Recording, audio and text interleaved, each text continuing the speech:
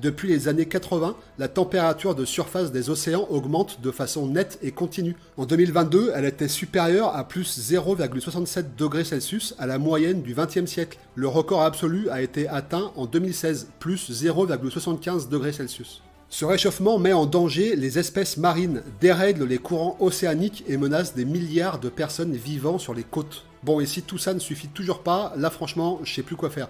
On n'a jamais eu autant de preuves sur un sujet et des gens continuent de nier en expliquant tout et n'importe quoi. Tiens, et d'ailleurs, parlons-en un peu des cartes météo des chaînes de télé. En ce moment, j'ai vu que sur Twitter, c'est la grande mode de dénoncer la couleur des cartes comme alarmiste pour faire peur aux gens en disant que c'est un complot climatique. Eh ben non, pas du tout. Renseignez-vous avant de dire n'importe quoi, vraiment. C'est toujours pas un complot. Donc si les cartes sont plus rouges aujourd'hui, c'est juste que les températures sont objectivement plus hautes. Les météorologues ne choisissent pas les couleurs au hasard, elles dépendent des normales de saison. Et plus on s'éloigne de la normale, plus ça vire au rouge foncé. Donc si tu vois du rouge partout, c'est pas un drama, c'est juste qu'on est en train de cramer. Mais c'est pareil pour le froid, plus il fait froid par rapport à la normale de saison, plus la carte sera bleu clair ou blanche, enfin voilà.